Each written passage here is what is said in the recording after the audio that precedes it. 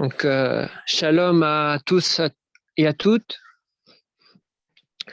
Donc, comme vous pouvez le voir, le sujet de ce soir que j'avais à cœur de partager avec vous, c'est le sujet de l'anti-Mashiach et le Mashiach. Alors évidemment, tout ce qui est présenté, on pourra toujours en discuter. Donc, ça reste, la conversation restera ouverte. Voilà. Alors, maintenant, vous connaissez cette image parce que c'est déjà plusieurs fois que je vous l'ai montré. Et, et je trouve que c'est très important, cette image. Pourquoi savoir qui est Yeshua? Donc, qui est Jésus? Donc, on dit Jésus aussi pour nos amis chrétiens parce que c'est important aussi qu'ils puissent comprendre ce qui est enseigné, ce qui est partagé. Mais tout le monde sait bien que son vrai nom, c'est Yeshua. Alors, pourquoi savoir qui est Yeshua? Eh bien, justement, parce on avait parlé la fois passée, il y a une tromperie qui est diffusée et le monde fait que, à l'heure actuelle, on n'arrive plus à reconnaître Yeshua, comment il est, quels sont ses caractères, quels sont ses attributs. On a façonné un autre Yeshua. Et donc, je reviens avec cette figure. Donc, l'Église catholique, on peut le voir, a façonné un Yeshua, un Jésus, qui en fait n'a rien à voir avec ce que les Écritures nous présentent réellement. On détourne le contexte des Écritures, et quelque part, je suis d'accord avec certains quand ils disent oui, on ne comprend pas le contexte, et c'est vrai. Et c'est pour ça même qu'il y a des oppositions dans le christianisme, parce qu'ils disent ah, mais dans tel contexte c'est faux, dans certains contextes ils sont d'accord. Et la compréhension du Mashiach n'est pas réellement très bien comprise à l'heure actuelle. Et quand on regarde les images du Mashiach qui nous est présenté, donc du Jésus qui est présenté au monde, nous pouvons voir déjà que on lui enlève même son identité. Parce que si vous regardez la photo, les photos ici qui sont présentées, et qu'on va voir par exemple avec les citoyens romains, ben vous allez voir que l'habillement qui est montré de Yeshua, même et des apôtres, on voit que ce sont l'habillement qu'avaient en fait les citoyens romains à son époque. On peut voir également que c'est la même chose avec l'habillement des Grecs. Ce n'était pas comme ça que Yeshua s'habillait. Il n'était pas habillé à la manière des Romains et des Grecs, non.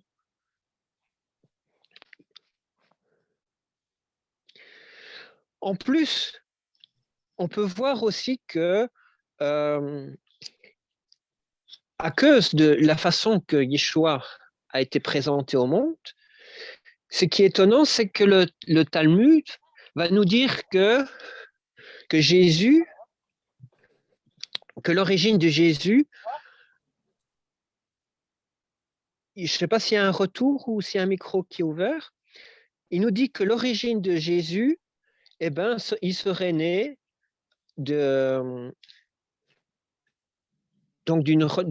suite à un viol entre Marie et un Romain. Et donc, ils ont écrit un passage qu'ils appellent le Toldo Yeshu, qui est une sorte d'anti-évangile où vraiment on présente Jésus comme un magicien qui a été mis à mort par les rabbins, qu'il est donc né d'un viol entre Marie, donc d'un adultère entre Marie et un citoyen romain, donc qui s'appelle Pantera. Et donc, qui n'a pas que ce Jésus, donc, n'est pas réellement, allez, n'a pas vraiment la légitimité pour être le Mashiach. Alors, ici sur la photo, ben, c'est vrai qu'il existe bien un Romain qui s'appelait Tiberius Lius Adias Pantera, mais évidemment, il n'avait rien à voir avec ce que il y avait avec les témoignages qui sont sortis avec les apôtres, avec les témoignages qu'il y avait avec le peuple, avec tous les écrits scripturaires, et on peut voir aussi avec la révélation qu'Hachem a fait par rapport aussi aux prophéties, tout ça. Mais ce qui est intéressant par rapport au Talmud, c'est que le Talmud nous fait sortir que le Jésus que le monde présente a une origine romaine. Et si on creuse, d'un côté, ils n'ont pas tout à fait tort, mais ils ne sont pas tout à fait vrais. Parce que la conception moderne que le christianisme a, eh ben, on va le voir, vient bien de Rome.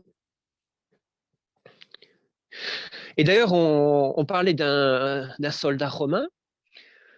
Eh ben, on peut voir que finalement, la conception actuelle du Jésus, il vient en fait de Constantin. On le sait très bien. On présente Constantin, ben, c'était un empereur romain qui a participé sur le front aussi. Il est parti en guerre pour avoir déjà le pouvoir.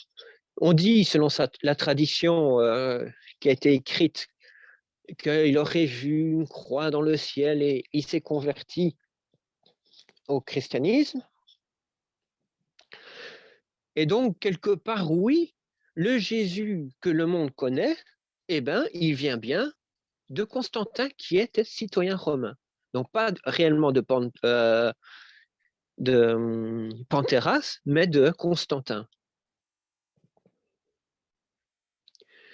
Alors, ce qui est aussi intéressant, c'est qu'en plus, à cette époque-là, il y avait aussi un pape qui était en fonction à l'époque de Constantin, et c'était le pape Sylvestre Ier. Et il nous est rapporté qu'il était né à Rome et mort à Rome, donc dans la même ville, le 31 décembre 335. Et donc, il était l'évêque de Rome, c'était un pape, et il a accédé à l'épiscopat le 31 janvier 314. Et on peut voir que finalement, il a présidé comme pape dans les premiers conciles. Et d'ailleurs, chaque 31 décembre de chaque année, où on a ce qu'on appelle les fêtes des fins d'année entre la période de l'Avent et la nouvelle année, mais le 31 décembre, c'est le jour où est fêté en fait le pape Sylvestre. Et c'est ce que j'ai trouvé terrible aussi dans cette compréhension, c'est que finalement, quand on voit aussi le 25 décembre, on voit ensuite le 1er janvier, entre les deux, on compte 8 jours, parce que le 25 décembre est présenté comme la naissance de Jésus, le Jésus que le monde que le monde célèbre, qui a été mis en place cette fête par l'Église catholique. Donc, on revenait à l'étude qu'on avait faite la fois passée, qui est tout à fait faux, qu'on avait vu. Et si on compte 8 jours qui correspondent à la circoncision, à l'alliance, on tombe normalement au 1er janvier, selon la croyance catholique. Et on peut voir que finalement, le passage du 31 et le 1er, ben, symboliquement, ça pourrait représenter donc l'introduction de cette doctrine que le Vatican a mis en place par le pape Sylvestre et par Constantin. Donc là, sur l'image de gauche, on voit le concile qui était fait. Donc, vous voyez debout le pape Sylvestre et vous voyez aussi à l'arrière sur votre droite, on peut voir Constantin qui est assis. Et vous pouvez voir sur l'image de droite le pape Sylvestre qui baptisa l'empereur Constantin. Alors, on peut aussi voir un peu plus loin un autre pape, c'est le pape Alexandre VI, qui est connu aussi comme Borgia, avec son fils Borgia,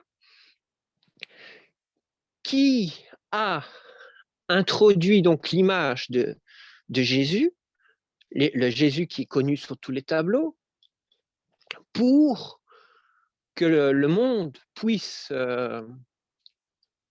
avoir une image européenne de Jésus, donc une image, on va dire romaine de Jésus. Pourquoi? Parce qu'à l'époque des Borgia, déjà, comme il y avait la guerre entre l'Europe et le Moyen-Orient, les gens ne s'identifiaient plus avec le peuple d'Israël. Et donc, il a fallu remplacer cette image de Jésus, de Yeshua, par une image européenne. Et donc, le pape a pris son fils, qui a fait quand même pas mal de bêtises si on creuse l'histoire de son fils. D'ailleurs, même le pape n'était pas, comment dire, tout, allez, il n'avait pas une histoire tout à fait tout rose, tout blanc. Eh ben, on peut voir que il a choisi son fils pour introduire cette image de Jésus. Et donc, même la représentation est un mensonge, c'est un concept inventé. Et donc, on peut dire, quand les rabbins nous disent à travers le Talmud, Jésus, la conception de Jésus est romaine. Au niveau, je veux dire, génitrice, Yeshua n'est pas romain, mais le Jésus que le monde connaît, oui, parce qu'il a été remodelé à la sauce romaine. Et en plus, le problème qu'il y a eu aussi, c'est que même Marie, la conception de Marie a été aussi remodelée. Marie, qui était censée déjà être pas Marie, mais Myriam, on l'a idolâtrée, on l'a élevée socialement, on a fait une idole. On sait bien que la Torah interdit l'idolâtrie. La Torah ne peut pas accepter ça. On ne peut pas mettre la mère du Mashiach plus haut que Dieu. C'est interdit. La Torah l'interdit, le condamne.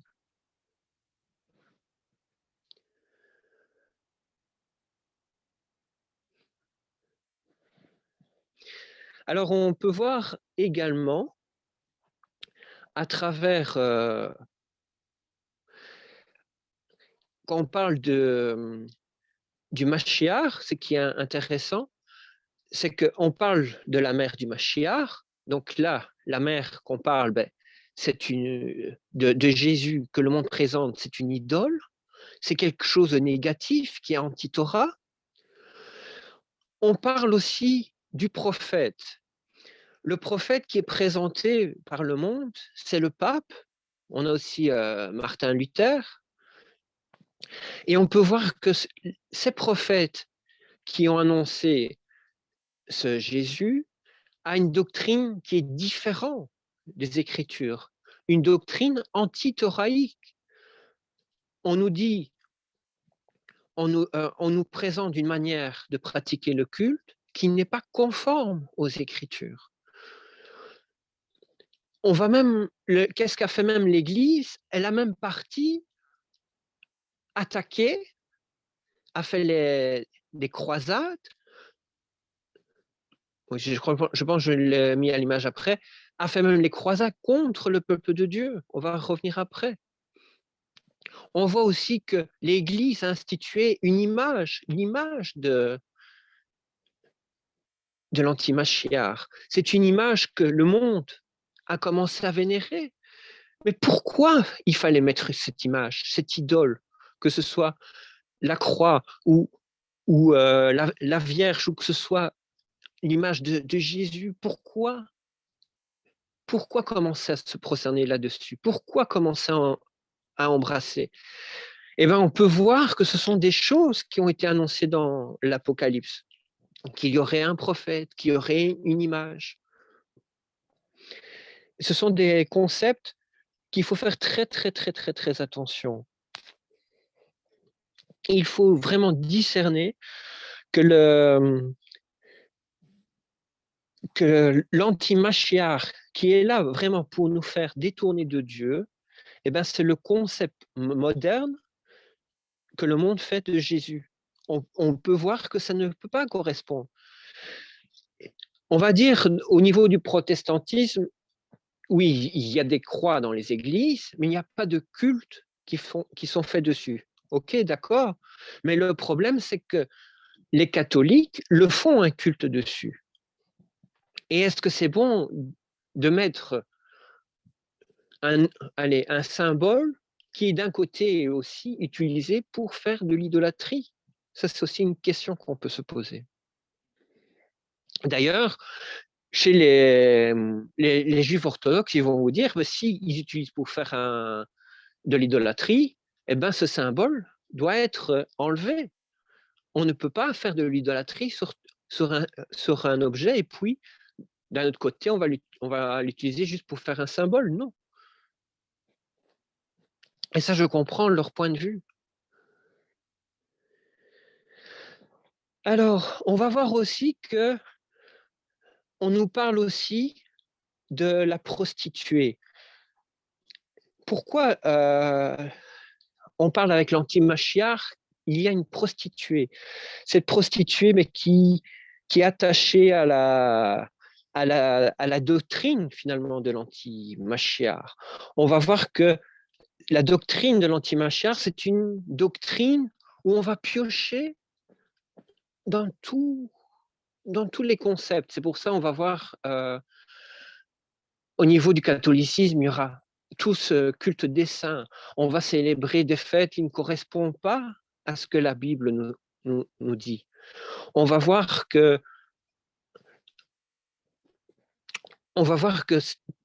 le calendrier n'est plus le calendrier originel, mais ce sont des contrefaçons. Donc il faut vraiment comprendre et comparer pour comprendre vraiment quels sont ces points qui sont essentiels par rapport aux différences qu'il y a entre le Mashiach et l'anti-Mashiach. On va voir que d'un côté, oui, il y a des prophètes, certains qui sont vrais, d'autres qui sont faux. On va parler d'une prostituée, oui, et de l'autre côté, on va parler de l'épouse. Donc, il faut savoir qu'est-ce que fait la prostituée et qu'est-ce que fait l'épouse.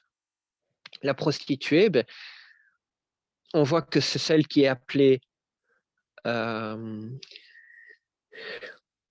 c'est elle qui est assise sur la bête. C'est là qu'est attaché le nom de la ville Babel la Grande. On avait vu la fois passée que Babel pouvait être le Vatican, que ça pouvait être aussi même la Mecque, que c'est aussi, on avait vu aussi que ça pouvait être la Jérusalem, mais qui est pécheresse. Évidemment, c'est tous ces symboles de religion, mais qui sont contre la doctrine de Hachem.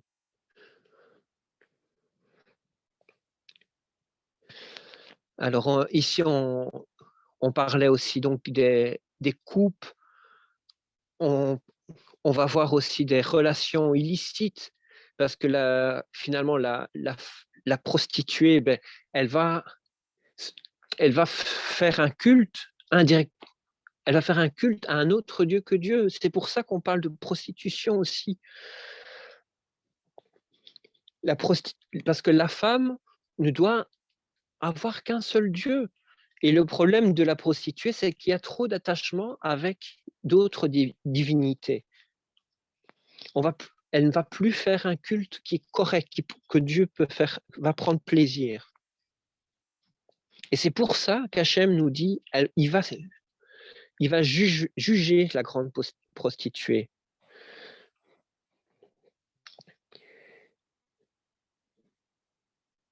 Alors, on continue.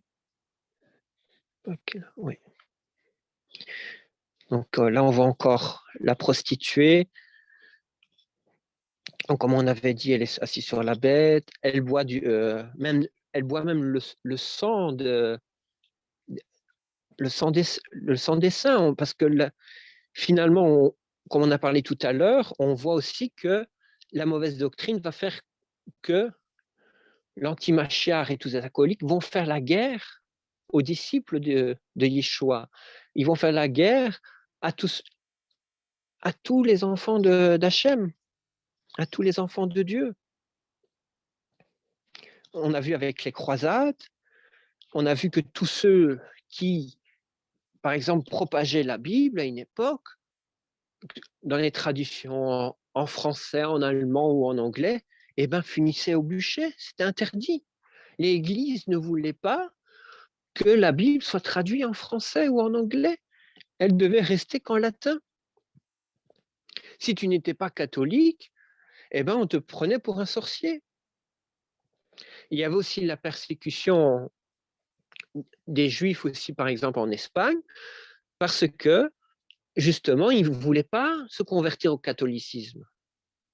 Il y avait vraiment, comme la parole nous dit, cette guerre qui était faite contre les saints de Dieu.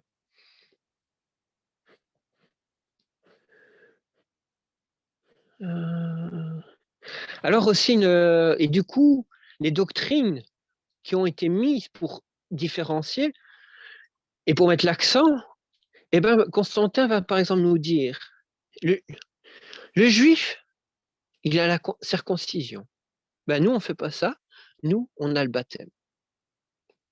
Donc, pour nous, on n'a pas besoin de la circoncision. Donc, dans son empire, comme tous étaient des chrétiens, c'était obligatoire d'être chrétien.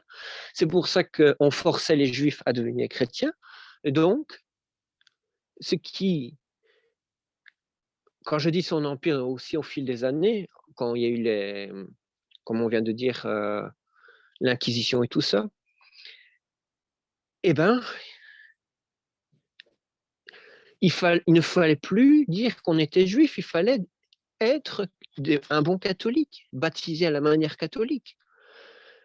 Mais le problème, c'est que même le baptême qui est annoncé par les catholiques n'est pas biblique. Tout le monde sait bien aujourd'hui que le baptême, c'est un engagement de prendre un engagement vers Hachem, d'avoir une bonne conduite devant lui, avoir une bonne conscience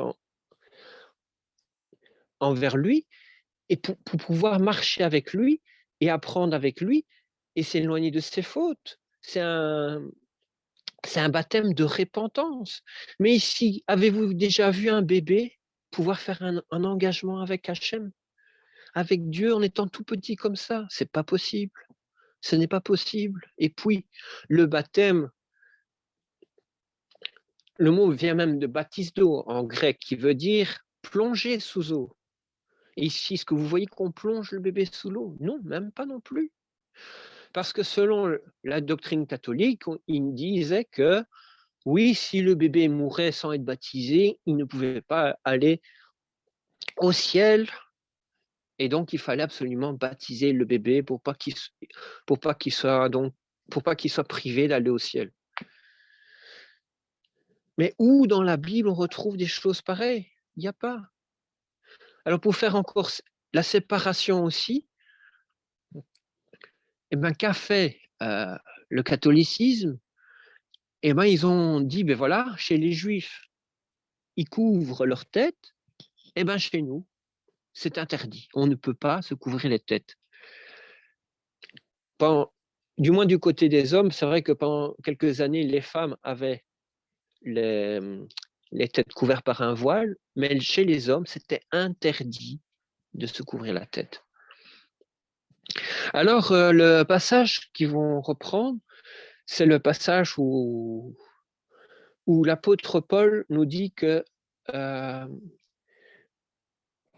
il nous dit que l'homme ne doit pas avoir la tête couverte. Il y a un passage qui le dit, mais c'est vrai que je ne l'ai pas noté. Mais je pense que vous savez. Corinthiens, Oui, chapitre 11, verset 2. voilà, merci pasteur. Donc, on peut le lire.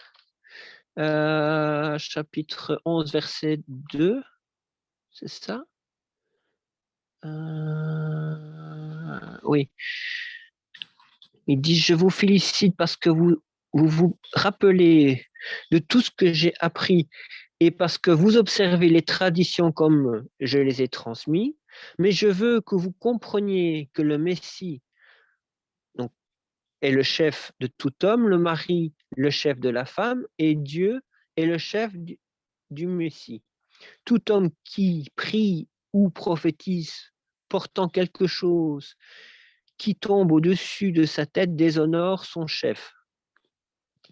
De même, toute femme qui prie ou prophétise la tête non voilée déshonore son chef. Elle est semblable à une femme qui se serait rasée la tête. En effet, si une femme n'est pas voilée, alors qu'elle se fasse couper les cheveux courts, mais il est honteux pour une femme d'avoir les cheveux courts ou même rasés qu'elle se voile. Ici, et après il nous dit, l'homme n'a donc pas besoin de se couvrir la tête d'un voile, car il est l'image et la gloire de Dieu, et la femme est la gloire de l'homme. Oui, ici, c'est la version de David Stern, et c'est vrai, lui, il a compris. Quand on dit que l'homme ne se couvre pas la tête, c'était d'un voile, tout simplement. Parce que quand on voit, même dans la Torah, il nous est dit que le sacrificateur portait donc il portait le bandeau sur sa tête. Mais ici, Paul nous dirait l'inverse, qui déshonore, que le fait de porter, ça va déshonorer le Mashiach. Ce n'est pas ça qu'il voulait dire. Il voulait dire simplement que l'homme ne doit pas se voiler, parce qu'à l'époque, la femme était voilée. Et en Grèce, qu'est-ce qui se passait à Corinthe? Mais parfois, il y avait des hommes qui se voilaient aussi. Et du coup, on ne faisait plus la différence entre les hommes et les femmes. Et vous savez que avec les mouvements comme par exemple la Gay Pride, eh ben, c'est ça le principe que Paul voulait dire. Il ne faut pas que l'homme soit habillé comme la femme. Et ça, c'est thoraïque. Il y a une différence entre l'habillement de l'homme et l'habillement de la femme. À partir du moment où les hommes commencent à s'habiller comme la femme, on ne fait plus la différence entre l'homme et la femme. Et c'est pour ça, par exemple, que dans la Gay Pride, on voit que les hommes s'habillent comme dans les femmes, même de façon extrême. Et c'est ça que Paul condamne, c'est cette aptitude-là, et pas le fait qu'on va porter quelque chose sur la tête pour prier. Ça, il faut bien comprendre et bien faire la différence. Et alors aussi, le fait que les femmes ont des cheveux longs, c'est vrai que quand une femme a les cheveux longs, ça lui sert de voile. Donc, il ne faut pas... Il n'est pas intéressant à une femme d'avoir les cheveux courts. C'est ça que Paul nous explique. Et donc, dans ce cas, c'est ça qu'il nous dit, dans ce cas, qu'elle se rase même la tête, si elle n'a pas de voile, si elle a les cheveux courts, qu'elle se rase la tête. C'est ça qu'il dit.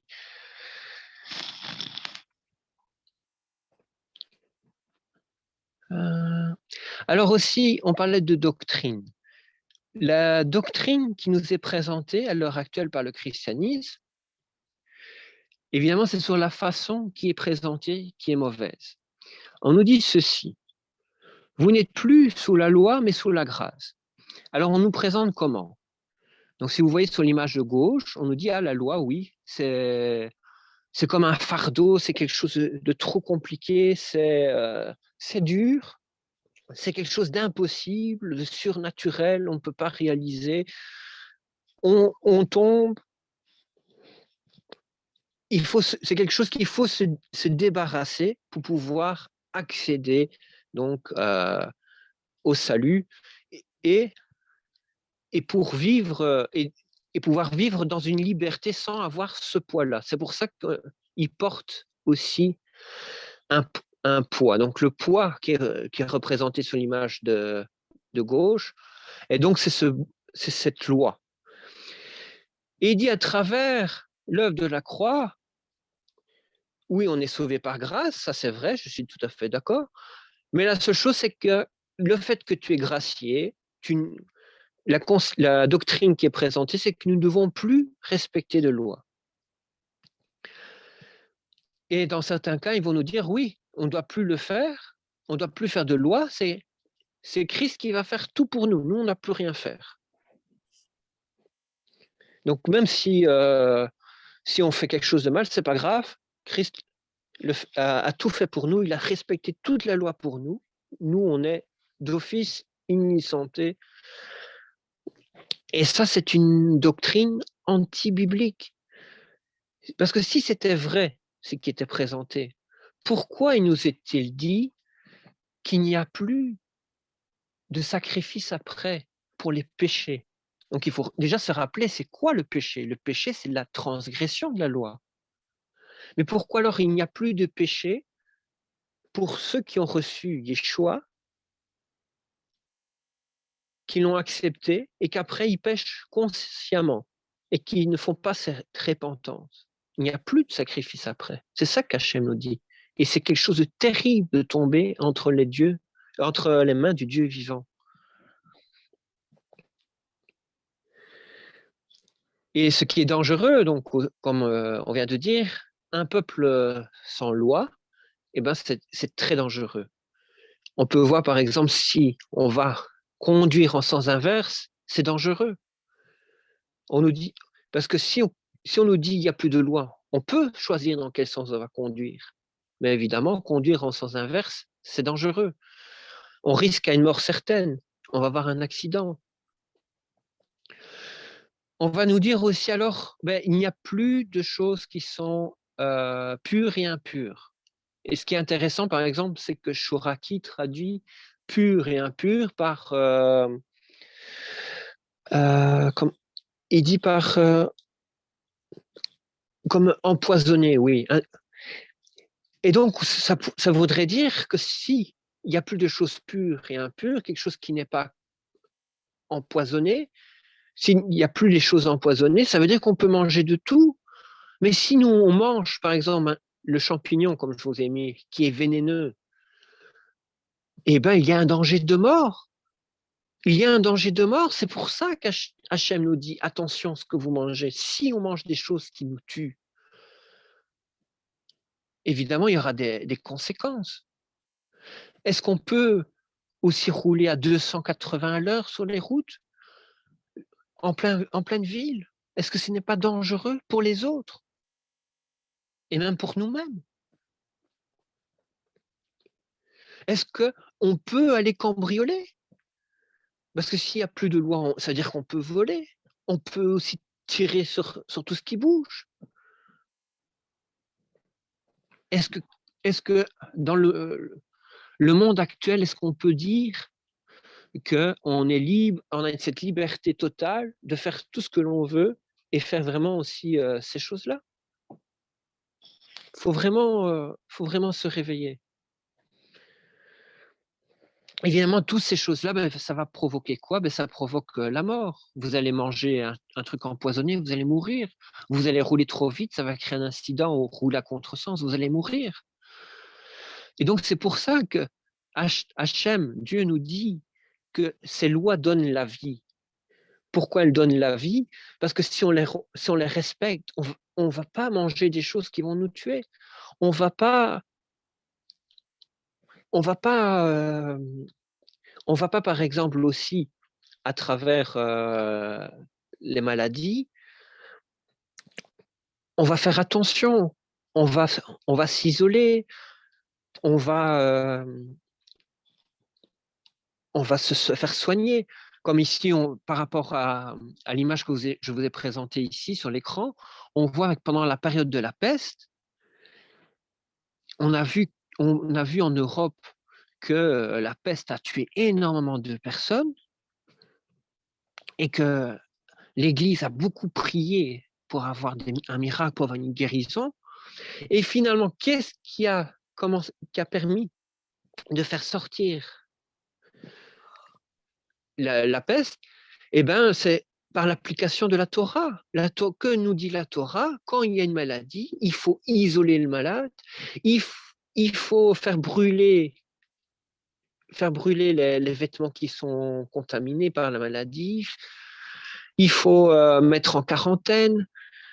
Et quand l'Église a pratiqué cela, on a vu que ça a permis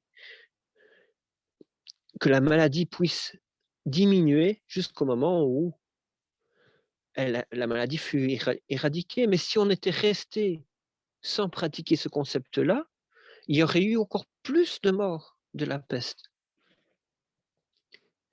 Et le problème qu'il y a avec ces doctrines-là, ce sont les doctrines que le Satan a apportées. Et c'est la même chose qu'il avait dit à Ève, qu'il nous dit au monde entier aujourd'hui. Il avait dit à Ève ceci, et ça je trouve ça très intéressant, dans Genèse 3, versets 3 à 5, dans Bereshit, il nous dit, alors le serpent dit à la femme, vous ne mourrez point. Et c'est ça qu'on entend aujourd'hui. On est sur la grâce, donc on ne va pas mourir. Donc on fait tout ce que l'on veut. Il dit, mais Dieu sait que le jour où vous en mangerez, vos yeux s'ouvriront et vous serez comme des dieux connaissant le bien et le mal. Et le problème, c'est que il nous dit, vous ne mourrez point et vous serez comme des dieux. Et ça, c'est ça le piège.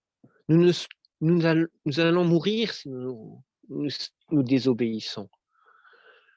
Si nous mangeons quelque chose, comme on a dit, qui est contaminé, on va mourir. Si on fait des choses, comme j'ai dit tout à l'heure, si on roule trop vite, on fait un accident, on va mourir. C'est normal. Donc, il faut sortir de cette doctrine trompeuse, de cette doctrine diabolique, de cette doctrine du Shatan, du serpent ancien.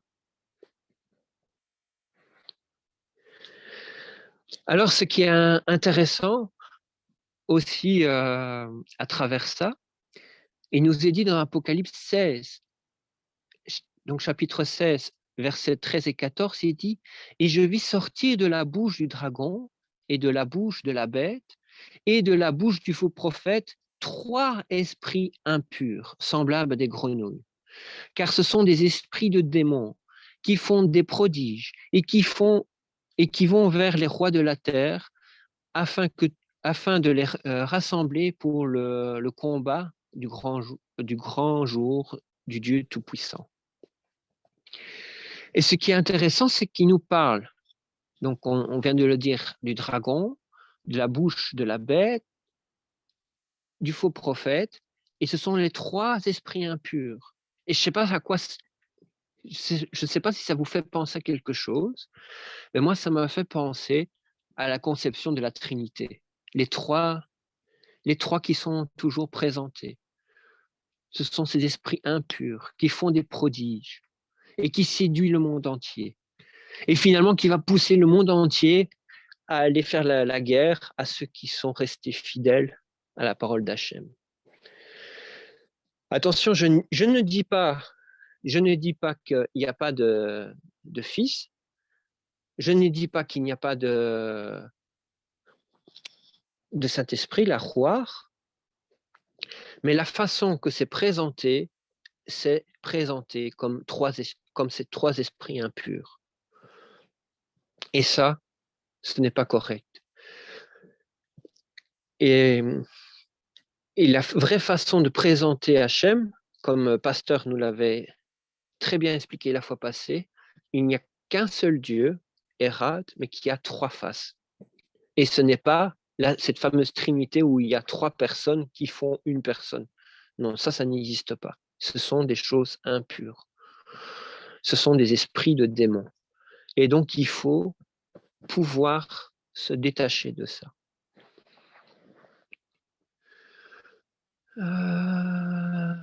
Voilà, je pense pour aujourd'hui, peut-être on va rester là. La semaine prochaine, on va essayer de comparer un peu ce qui a été dit avec le Mashiach. Et alors aussi, parler aussi de certains points importants qui aujourd'hui sont avancés pour nous dire, mais écoutez, Yeshua n'est pas le Mashiach. Et ça, on va en parler la fois prochaine. Voilà. Merci en tout cas de votre écoute. Merci à toi. Merci à toi. Merci beaucoup, pasteur. Avec le PowerPoint, on a la joie vraiment de t'écouter. C'est magnifique. Alléluia. C'est bien, c'est bien. J'espère que j'ai été compréhensible. Parfois, ce n'est pas toujours facile de mettre des mots. Très bien. Ouais. La femme qui est assise sur la bête, c'est la bête qui a le pouvoir mondial et le pouvoir religieux qui dirige vraiment le pouvoir politique aussi. La femme, la femme sur la bête, c'est le monde. C'est la femme. C'est pas la femme. C'est pas, bon, elle est représentée par une femme, mais en réalité, c'est le monde. Je t'explique. Il y a la femme qui représente Israël, mais il y a la femme impudique, c'est-à-dire qui est Babylone, qui représente Rome et qui représente tous ceux qui n'appartiennent pas à Israël. D'accord, ouais, mais c'est le monde. Oui, c'est le monde. Oui. C'est le monde. Elle est représentée par une femme, mais c'est le monde. Oui, il y a le mystère. D'ailleurs, il dit, je vous donne, il y a le mystère de la femme impudique. Et quand on parle d'un mystère, c'est Babylone qui aujourd'hui, Hachem, souvent il dit, sortez mon peuple de Babylone. Voulant dire qu'il y a beaucoup de chrétiens, beaucoup de bons sages chrétiens, amis que je connais, qu'on connaît, tous dans le monde entier. Et Yeshua dit, sortez de la Babylone. C'est pour cela qu'il va faire la guerre aux saints. C'est-à-dire tous ces saints, tous ces bons chrétiens, ils vont avoir la plus grande persécution mortelle, pour voir s'ils sortent vraiment de Babylone, mais ils doivent payer par leur vie. C'est ça. Ça, c'est la grande foule qui vont laver leurs vêtements par le sang de l'agneau. C'est pour ça qu'on les trouve dans l'Apocalypse au chapitre 7, verset 9. Une grande foule de tout peuple, de toute langue, de toute nation. Et même un des anciens, il dit à Yohanan qui voit cette vision, d'où il vient cette grande foule? Il vient de la grande tribulation. C'est-à-dire qu'on a eu déjà des grandes tribulations au temps de Yeshua qui ont persécuté vraiment les premiers croyants. Et il y a eu des persécutions aussi pendant toutes les ères, mais il va y avoir aussi la grande persécution à la finalité, vraiment, quand tous les croyants vont être mis à l'épreuve. Mais il ne faut pas oublier qu'il y a une femme qui a les 12 étoiles, que représente Israël, celle qui est sans tache, sans ride, celle qui est irrépréhensible. D'ailleurs, il parle de 12 000 par chaque tribu d'Israël qui sont vierges, pures, et c'est ça l'épouse. C'est pour ça que l'épouse, après, il attend la postérité. C'est qui la postérité de la femme? Celle qui garde les commandements de Dieu et celle qui garde le témoignage de Yeshua à Mashiach. Vous voyez comment toutes les choses s'encodent. Et moi, je ne veux pas encore continuer. Et Lionel a très bien dit, c'est juste pour répondre à ta question. Mais l'épouse, on va encore en reparler la semaine prochaine parce que je trouvais intéressant justement, comme tu viens un peu de parler maintenant, de comparer entre la prostituée et l'épouse. Parce que ce sont des concepts très importants. Et c'est vrai, comme tu as très bien répondu à Joël, la prostituée, c'est celle qui, quelque part, est comme l'épouse, mais qui est dans l'erreur. Et la personne qui doit sortir, comme tu l'as dit, quand il nous dit il faut sortir de Babylone, c'est le chrétien qui prend conscience, mais je suis dans l'erreur. Ici, tout ce qui est apporté est faux, la doctrine est mauvaise. Il faut revenir vers la vérité et c'est ça qui a cet appel. Et le chrétien qui a compris ça, qui a cet appel, il sait qu'il doit sortir. Et il est en recherche et c'est là que vraiment notre travail prend tout son sens parce que à travers les messianiques, eh ben, Mais il y le a une chrétien chose, va pouvoir être réaiguillé vers le bon chemin. il y a une suggestion là, Lionel. C'est-à-dire, là, tu parles de la première résurrection. Là, on parle de la première résurrection, de ceux qui donneront la vie. Parce que dans l'Apocalypse chapitre 20, quand il parle, hein, et ils régneront avec le Mashiach, ceux qui n'ont pas accepté la marque de la bête. Hein. Mhm. D'ailleurs, il se répète aussi de l'autre côté. Hein. C'est pour ça qu'il y a encore d'autres passages qui disent et les autres morts ne viennent pas à la vie tant qu'ils ne furent pas accomplis les 1000 ans. Voulons dire, la postérité, selon le sable de la mer, va encore apparaître, parce que le sable de la mer, c'est quoi le sable de la mer? Parce que la femme, il est assis aussi, il est assis sur les grandes eaux, c'est-à-dire dans la mer, pour séduire tous les chrétiens qui sont dans toutes les nations. Il est assis. Non seulement il est assis sur la bête pour diriger, mais il est assis sur les grandes eaux, c'est-à-dire il prend le pouvoir mondial, hein, parce que ça va être comme ça.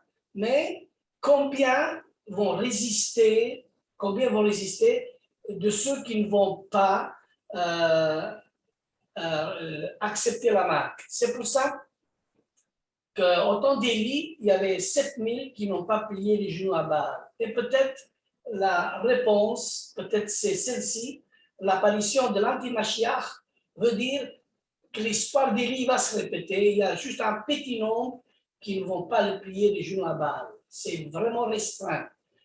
Pourquoi j'ai dit 7000? Mais quand on fait le compte de 7000, quand on fait le compte aussi des 600 000 qui sont sortis en Égypte, on n'a pas compté les vieillards, on n'a pas compté les femmes, on n'a pas compté les enfants. Dans les 144 000, c'est la même chose, on compte uniquement les hommes, mais on n'a pas compté le reste. C'est-à-dire, il y a la Bible, la Torah, elle est pleine de mystères, et quand Yeshua il viendra, il va tout nous révéler en clarté. C'est-à-dire, il y a des mystères que nous ne connaissons pas. Mais, par la force des choses, si nous on demande à Hachem, parce que, comme il dit, Hachem ne fait rien sans révéler tous ces grands mystères à ses prophètes. C'est-à-dire, prophète.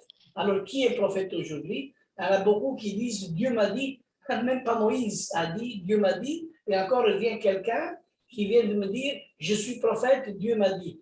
Alors, s'il vous plaît, quand quelqu'un vient à vous et vous dit je suis prophète, Dieu m'a dit, ne le recevez pas à la maison, s'il vous plaît. Faites attention avec qui vous avez affaire. Parce que c'est très dangereux. Parce qu'il y a beaucoup de faux prophètes que Dieu n'a jamais envoyés. Parce que quand on pose des questions à tous ces gens-là, ils sont des anti-Torah. Ils parlent peut-être bien de la Bible, mais ils ne suivent pas les commandements. Ils ne sont pas intégrés dans l'amour des commandements. On les connaît aux fruits, l'épouse. On connaît aux fruits les véritables croyants dans Mashiach. Vous voyez? Et ça, comment dire, c'est pour ça qu'il y a des véritables croyants qui enseignent la portion de vérité de la Torah qui est Yeshua, parce que Yeshua vit en eux. Et eux, ils vivent en Yeshua. Et comme dit la Bible, si ma parole, si ma Torah demeure en vous, et vous demeurez en moi, alors vous êtes vraiment mes disciples. Si vous observez tous mes commandements. Vous voyez comment les choses se répètent. Et il faut que nous soyons un noyau d'étincelles de lumière qui restons toujours unis dans l'unité. Bien sûr qu'il y a des gens qui vont venir au milieu de nous. Il y a des gens qui vont se connecter au milieu de nous. Hein? Mais il y a des rebelles, il y a des boucs aussi qui viennent, et des boucs qui s'introduisent au milieu de notre groupe. Des boucs qui ne font pas partie de Yeshua. Et c'est pour ça que Dieu permet ces choses pour voir à quelle limite notre foi est stable devant Hachem. J'ai quelque chose à dire aussi. Quand tu as parlé de Paul, Lionel, tu as dit que, moi, ça m'étonne que Paul ait dit que les hommes ne doivent pas se couvrir la tête et que les femmes, elles doivent avoir la tête couverte. Ça m'étonne beaucoup. Donc, je pense que ça vient pas de lui, ça vient plutôt de Constantin et du pape Sylvestre. Mais bon, ça, je pense comme ça, parce que pour moi, c'est impossible. Paul était un juif, mais vraiment un vrai juif. Et donc, si tu veux, le problème qu'il y avait, je pense que les paroles ont été déformées et elles ont été mises pour arranger le pape Sylvestre et le roi Constantin. Donc, je pense que les paroles ont été déformées. Moi, personnellement, je pense comme ça. Ben, je vais te répondre. C'est que moi qui pense comme ça. Mais c'est ça que j'avais expliqué tout à l'heure. On dit, le monde a fait croire qu'il ne fallait pas avoir la tête couverte, mais j'avais bien expliqué qu'à l'époque, ce qui se passait, c'est que les femmes étaient voilées, et parfois les hommes se voilaient aussi. Et du coup, on ne faisait pas la différence entre hommes et femmes. Et ce que Paul voulait dire, c'est que les hommes devaient s'habiller comme des hommes et les femmes comme des femmes. Les hommes ne devaient pas mettre de voile, mais ce n'est pas qu'ils ne pouvaient pas se couvrir la tête. C'est pour ça qu'on voit aussi que dans la Torah, les prêtres avaient la tête couverte. Le roi David avait aussi quelque chose sur sa tête. Mais le fait, et ce n'est pas parce qu'ils avaient quelque chose sur la tête qu'ils déshonoraient le Mashiach. Je pense que si on lit les Écritures, on comprend bien que David était aimé par Hachem. Amen. Tu sais, Lionel, il y a plusieurs passages, comme tu as dit aussi, que le souverain sacrificateur, il mettait sa tiare sur la tête. Sa tiare, oui. C'est ce mot-là que je ne revenais pas tout à l'heure. Merci, Pasteur. Ouais, c'est la tiare. Hein? Il mettait sur la tête, il était couvert. Hein? Et même, on se couvre devant la présence de Dieu, tous, hommes et femmes. Bien sûr qu'on se couvre. C'est l'évidence qu'il faut se... Mais à l'époque, dans les Grèces, Joël, dans l'époque des Grecs, hein, l'homme, on ne savait pas si c'était homme et femme. C'est-à-dire l'homme, il portait aussi des cheveux longs comme la femme. Mhm. Alors, comme Lionel dit, c'était comme, il y avait un habillement identique. Et c'est pour ça que Paul a dit que l'homme soit avec tête découverte. Mais Dieu dit dans la Torah de laisser ici pousser aussi les tzitzit. C'est pour ça qu'on trouve des juifs qui ont justement les papillotes. Les papillotes. Ouais. C'est pour ça que ça, on ne les coupe pas. Hein? C'est écrit dans la Torah, hein? Dans ce qu'ils font. Hein? Mais la femme, on la reconnaissait parce qu'il y avait des prostituées à l'époque. Hein? Et alors, Paul, il doit mettre de l'ordre dans l'église de Corinthe. Bon. Alors, en mettant de l'ordre, il dit la femme qu'on la reconnaissait, qui met le voile, hein? On pourrait dire ça aussi, qui met le voile pour que ne gêne pas, parce que sinon on va être un scandale, on va dire, voilà, ici, mais le Seigneur est venu justement pour tout le monde, il est venu pour sauver. Et même, il dit dans un passage que les prostituées, ils vous dévanceront, même dans un autre passage. Imagine la miséricorde d'Hachem à quel point. Il faut bien comprendre pourquoi Yeshua est venu ici. Hein. Après, ce que les rabbins ils disent, bien sûr, les rabbins qui ne connaissent pas encore Yeshua, ils ont encore leur direction, on va dire, dans cette directive. Mais quand l'esprit, il va rentrer en eux, parce que bientôt, les branches qui ont été coupées de leur propre idée, ils vont être encore à nouveau être réintégrés. Mais c'est là qu'il va y avoir la résolution entre les morts. C'est là qu'on va découvrir ce peuple qui vont être encore à nouveau les enseignants de la Torah dans le monde entier. Quand il dit d'ici on sortira la loi et de Jérusalem la parole de l'Éternel. Aujourd'hui, bien sûr, le peuple d'Israël nous a donné la Torah et nous devons rester attachés à Israël. Mais aujourd'hui, comme Lionel l'a dit, je suis sous la grâce. Alors, si je suis sous la grâce, je peux faire ceci. Alors, à la force de dire je ne suis plus sur la loi, on a fait un peuple sans loi. Et je ne connais pas un peuple sans loi, parce que le roi qui vient, il va venir avec ses lois. Ça n'existe pas un roi sans loi. Le roi, il est avec ses lois. Et quand le roi il vient, il a ses lois qui va diriger le monde entier.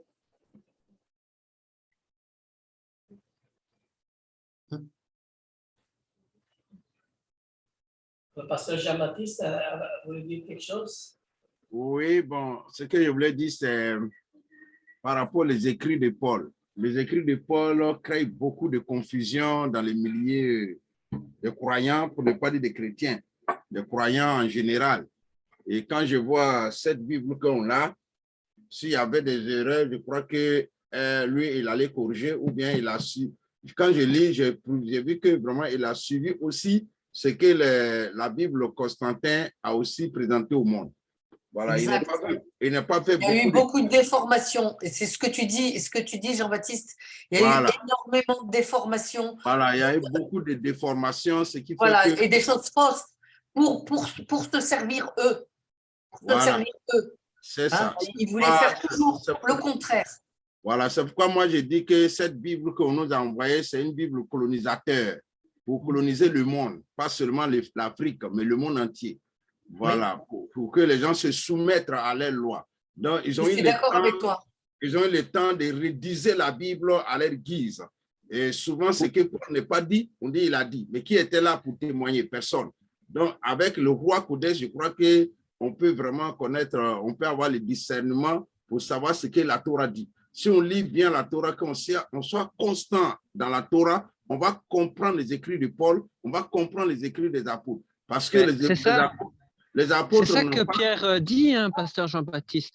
Pierre nous le dit, hein, il faut avoir cette connaissance de la Torah.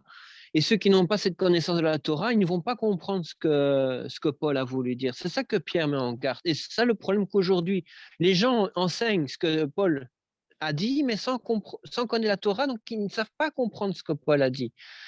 Et tu as dit quelque chose qui est intéressant, tu as dit, ils ont envoyé cette Bible pour coloniser. Moi, je ne dis pas que c'est la Bible qui est fausse, mais la doctrine qui est utilisée qui était fausse. C'est un peu pareil. La Bible, non, c'est pas tout à fait la même chose, parce qu'on peut jouer sur les mots. Parce que moi, par exemple, l'exemple que je prends, c'est par exemple le verset plus court de la Bible, c'est Yeshua pleura. Mais pourquoi il a pleuré? On peut écrire des livres et des livres sur ce passage-là. On peut faire raconter n'importe quoi sur ce passage-là. Mais qu'est-ce qu'il a voulu dire? Et c'est pour ça qu'il faut connaître les Écritures pour savoir, mais qu'est-ce qu'il a voulu dire? Même, tu sais, David Stern, hein, je l'ai connu, je l'ai vu. J'étais très jeune, au commencement d'être messianique, je l'ai vu en présence dans une conférence pas loin de chez nous, c'est en Hollande. Hein. C'est là qu'il disait qu'il devait traduire la Bible, mais c'est toujours un canal humain. Par exemple, quand lui dit le Ruach HaKodesh, et que c'est féminin, qui devait dire la Ruach HaKodesh. Hein.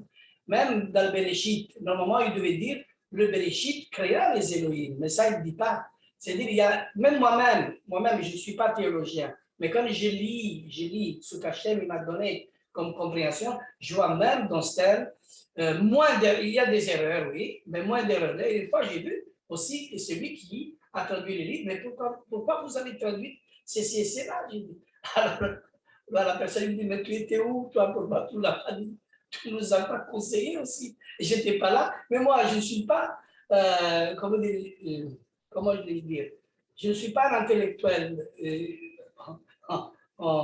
Je suis réservé, je suis mis de côté, mis à part. Mais bien sûr, et des fois, on peut avoir aussi des reproches de certaines choses que, vous savez, même qu'on a traduit, ça reste toujours une interprétation. D'ailleurs, je trouve bien cette Bible-là. C'est la meilleure, d'ailleurs, j'ai dit, hein, parce que là, on a trouvé toutes les erreurs que le christianisme a fait comme traduction. Stern l'a corrigé beaucoup. Mais il y en a d'autres qui l'ont échappé. C'est raison parce qu'il a donné aussi cette interprétation selon aussi le point de vue que lui, il voit bien et aussi avec les autres qui étaient là avec lui. Mais est-ce qu'il y avait encore les autres et les autres et les autres? C'est-à-dire, c'est quelque chose qui c'est très difficile à expliquer. C'est pour ça que Yeshua dit, je suis moi le chemin, la vérité, la vie. C'est lui qu'il faut suivre. Or, la lettre, il tue. Pourquoi la lettre, il tue? Parce que la lettre, on la déforme comme on veut. La lettre, il tue et va tuer tout le temps. Mais l'esprit vivifie. C'est pour ça qu'on dit toujours, l'esprit, il doit incarner la parole pour la comprendre. Et c'est là qu'il devient vivant. Parce que c'est l'esprit, la Ruach HaKodesh, qui nous anime. Parce que c'est lui qui glorifie Yeshua. C'est lui qui nous donne la conduite vers la parole de la vérité. Parce qu'on dit l'esprit de vérité. l'esprit, pourquoi de vérité? Parce que l'esprit, c'est la partie féminin qui engendre la parole. C'est-à-dire à qui des anges a dit, tu es mon fils, aujourd'hui je t'ai engendré? À qui des anges? À aucun des anges. Dieu ne partage pas la gloire avec les anges, mais pour engendrer cette parole qui est sortie du Père, il fallait une partie féminine, et c'est la partie féminine de la Ruach HaKodesh. Et ça, c'est un mystère. Et aujourd'hui, si on vient, on dit le Ruach HaKodesh, qu'on va dire que c'est masculin et féminin, le, c'est le Père, la, c'est la Ruach. Alors avec il, là, il est. Si on pouvait connaître tous les mystères et tous les secrets de Dieu, Amour, qu'est-ce qu'on serait heureux. Mais on est là justement pour parler de toutes ces belles choses. C'est pour ça que moi, je suis très passionné quand on parle de doctrine, surtout de profondeur des écrits de la Torah, parce que je veille à tout ça constamment. Et de la nuit porte conseil. Merci Seigneur. Amen. Amen. Amen. Amen. Amen. Ce que je voudrais dire, excusez-moi pour vous couper, il y a un livre dans la Nouvelle Alliance que je fais beaucoup confiance, ou même deux, Apocalypse et Actes des Apôtres. Le livre Actes des Apôtres était bien écrit, il n'y a pas de problème là-dessus à ma connaissance. Et la Torah, c'est-à-dire la Torah, quand on parle de la Torah, c'est Bereshit, Shemot, Vaikra, Bamidibar et Divarim. Voici les livres dans la Bible que je fais, surtout la Torah. Je fais beaucoup confiance à la Torah, parce que les autres, il y a eu trop de déformations. Même les écrits, même l'évangile de Yeshua. L'évangile de Yeshua, ils ont tordu beaucoup là-dedans. Donc, il faut lire avec l'esprit, comme vous avez dit, la Ruach Kodesh, pour mieux comprendre les Écritures. Sinon, vraiment, ça sera très difficile d'interpréter. C'est à cause de ça, moi, depuis que j'ai commencé à prêcher la parole, ça fait près de 40 ans, mais j'ai beaucoup vraiment peur d'interpréter la parole de Dieu, parce que c'est tellement difficile d'interpréter. Mais depuis que je suis dans Mispara et que j'écoutais les différents enseignements, votre enseignement, le frère Lionel, le frère Bernard et tout le monde, ça a commencé à m'encourager encore à m'attacher à la Torah. Parce que avec la Torah et Actes des Apôtres et Apocalypse, la révélation, tu es vraiment dans la voie à ma connaissance. Parce que ce qui concerne Paul, il y a eu trop de désordre autour de Paul. Même jusqu'à même à ce qu'ils ont tenu la réunion à Yerushalayim, les gens n'ont pas suivi ce que les apôtres les ont enseigné. Donc, voilà un peu ce que je peux dire, parce que le frère Lionel a tellement donné un bon enseignement. Les gens disent que nous sommes sous la grâce, on n'a pas besoin de la loi. Parce que nous-mêmes qui faisons le Shabbat, le fait de l'Éternel, on est sous la loi. Alors que la loi, c'est quoi? Tout le monde entier est sous la loi. Tout le monde entier est sous la loi. Mais voici, aujourd'hui, je dois aller en Belgique. Depuis matin, je suis en train de faire les courses, les papiers par-ci, par-là, et je n'ai pas encore fini. S'il n'y a pas la loi, je peux partir sans ces papiers-là. Mais il y a la loi qui dit non, il faut avoir des papiers avant de partir. Voilà le problème qu'il y a là. Donc, tout le monde est sous la loi. Je ne sais pas d'où ils viennent avec cet évangile pour dire qu'on n'est plus sous la loi, on est sous la grâce. La grâce, c'est quoi? La grâce existe toujours. Avant-hier, le président malien, il a pris grâce présidentielle pour libérer les 46 soldats qui étaient détenus là-bas. Parce que le Jean-Baptiste, peut-être comme l'eunuque, il a été transporté là, et de Côte d'Ivoire, tu vas te présenter tout de suite chez moi à la maison, et tout seul à la porte. Papa, voilà. Ici, là, j'ai été transporté comme l'eunuque. Voilà, donc voilà ce que moi je voulais dire, c'est que vraiment consacrons-nous notre vie à lire la Torah.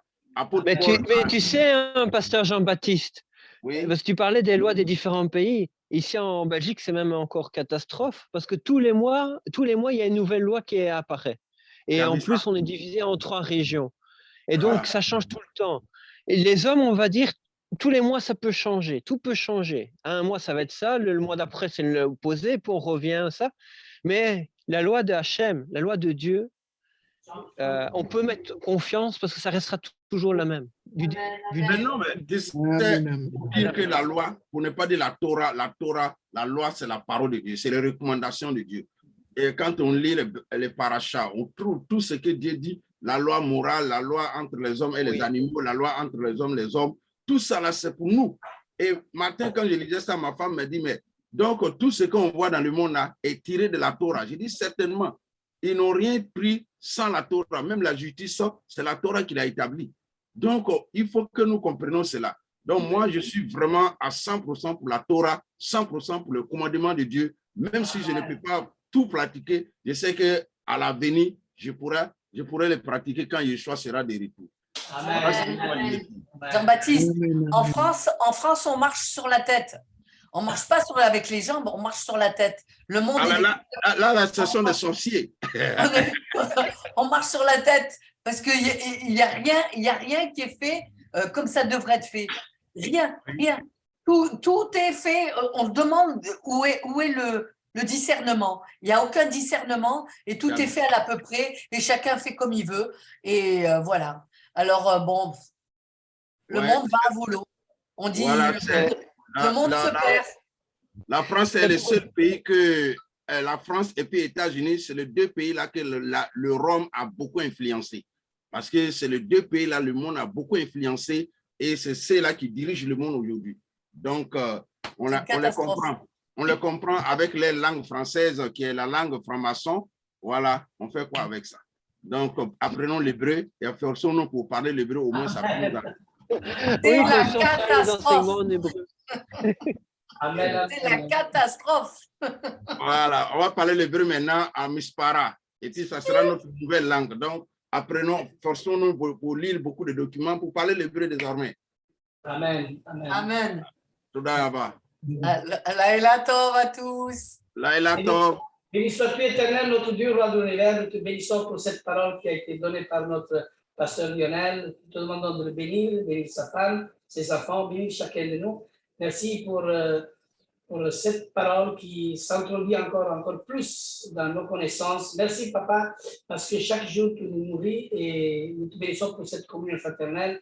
Et encore, nous te mettons tous ces moments à venir qui doivent s'accomplir avec la présence de pasteur Jean-Baptiste ici en Belgique, mon arrivée aussi en Afrique. Seigneur, nous mettons tout ce travail qui est mis en plan et nous mettons vraiment toutes choses en commun. Merci pour ta réussite, parce que c'est toi qui nous donnes la réussite, tout à ta gloire, afin que ton nom soit magnifié. Dans le nom de Yeshua, nous te remercions et nous te bénissons. Amen. Amen. Amen. Merci Lionel, c'était très bien.